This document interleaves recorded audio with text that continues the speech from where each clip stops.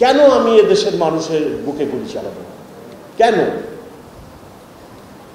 এই কেনর জবাব আমাদের কাছে নেই। আমাদের একটা পিওএস এসেছে, পুলিশ অফিসার্স হাউজিং সোসাইটি, এই যে 300 ফিটে। আমি তো ইউনিভার্সিটি থেকে সবচেয়ে লেখাপড়া জানা মেধাবী ছাত্র বা শিক্ষিত লোক বলে দাবি করি, আমরা সহকর্মীরা দাবি করি, আমরা মিলেই তো ওইটা বানাইছি। ওখানে বাড়ি করতেছে, আমাদের আবার 2টা কমিটি বানাইতেছে। কি করতে কমিটি বানাতে হয়েছে? আমার ডিআইজি সাহেব 1 ইঞ্চি ছাড়বেন না, ওনার ওয়াল আমার ভাঙতে হবে। তাই সাধারণ মানুষকে কি বলবো? আমার ডিআইজি সাহেব যে প্লটটা পেয়েছে বাড়ি করতেছেন, উনি 1 ইঞ্চি আইন অনুযায়ী যেটা সারার কথা উনি ছাড়বেন না, ওনার প্রেসিডেন্ট দিয়ে ওইটা ওনাকে নিয়ে নিতে হবে। এই যদি হয় আমাদের মানসিকতা, কিভাবে আপনি এগুলো ঠিক করবেন? এখন আমাদের নিজেদের পরিবর্তন আনতে হবে। নীতি নৈতিকতার পরিমাণ বিষয়টি এত নিম্ন পর্যায়ে আমাদের চলে গেছে। আমার খালি টাকা দরকার, আমার টাকা দরকার। এটা কিভাবে আসতেছে ওইটা কোনো ইম্পর্টেন্ট না। ড্রাগ বেচে আসতেছে, না জোয়া খেলে আসতেছে, না দুর্নীতি করে আসতেছে, দ্যাট ডাজ নট ম্যাটার। যে কোনো উপায়ে আমার টাকা দরকার। এই কোন এক সমাজে আমরা চলে গেলাম? নীতি নৈতিকতা এইরকম একটা লেভেলে চলে গেছে। সো এটারও ইম্প্রুভমেন্ট, এটাও হয়তো একটা দুঃশাসন, দীর্ঘদিনের দুঃশাসন এর ফল হলো এইটা। হ্যাঁ, 15 লক্ষ টাকা দিয়ে আপনি কি করেন? 15 লক্ষ টাকা দিয়ে আপনি কুরবানির ছাগল কিনে আনেন।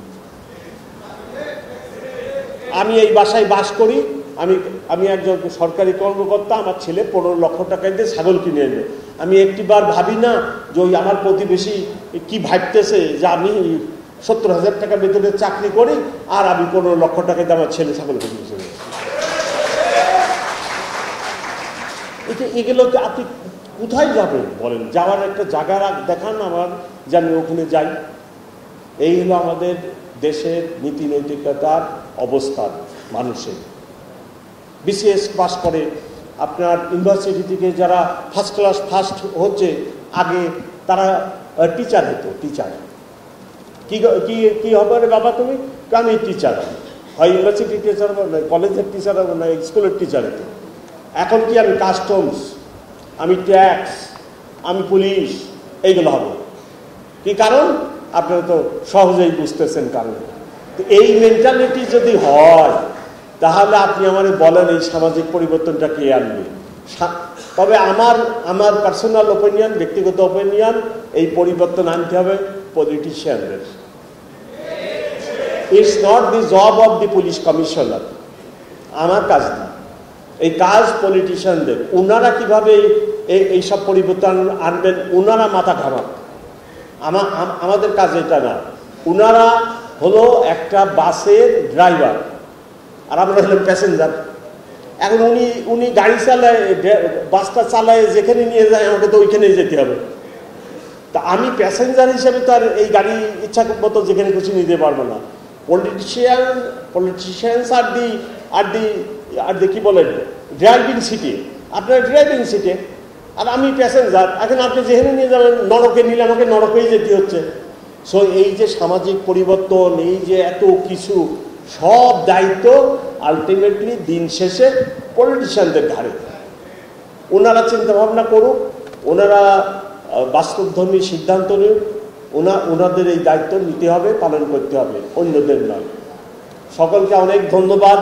দীর্ঘ বক্তৃতা দিলাম এবং অনেককে আমি বক্তৃতা দেওয়া থেকে বঞ্চিত করলাম, তার জন্য আমি দুঃখিত। তবে আমি ওয়ান্স এগেন আমি অত্যন্ত দুঃখিত, আমার সহকর্মীরা অত্যন্ত দুঃখিত। আমরা অত্যন্ত মর্মাহত জুলাই আগস্টের ঘটনা নিয়ে। আমরা কেন এই কাজ করতে গেলাম? কেন আমি এদেশের মানুষের বুকে গুলি চালাবো? কেন? এই কেনর জবাব আমাদের কাছে নেই। আমরা খুব অনুতপ্ত, ক্ষমা প্রার্থী আপনাদের কাছে। আমরা এই কাজ করতে চাই না। আর পলিটিশিয়ানরাও যেন আমাদেরকে এইভাবে আর ব্যবহার করে না, আমরা ব্যবহৃত হতে চাই না। আপনারা ভালো থাকবেন, আপনারা থানার সেবা নেবেন। আমার ওসিকে যা বলার আমি অলরেডি মেসেজ দেওয়া আছে। আপনারা মামলা করবেন, ঘটনা হলে সত্য ঘটনার মামলা করবেন। আমি বলছি আমার এক থানায় 500 মামলা হোক, হিসাব নিকাশ কৈফিয়ত আমি দিব, জবাব আমি দিব। কিন্তু কোনো লোক ঘটনা হয়েছে কিন্তু ওসি মামলা নিবে না, এই ঘটনা করবে না, 500 মামলাই করবে, কোনো সমস্যা নেই। আপনার বাসায় ডাকাতি হয়েছে, আপনার ছিনতাই হয়েছে, আপনি যদি মামলা না করেন তাহলে তো বিচার হবে না, বিচার পাবেন না। সব মামলা নিয়ে আর চিন্তা করবেন না। আমি ওসি সাহেবদেরকে ক্লিয়ারলি বলছি, আমার এক থানায় 500 মামলা হোক, আপনারা নিয়ে ওটা নিয়ে অডিট মামলা নেন, তদন্ত করেন, আসামি ধরেন।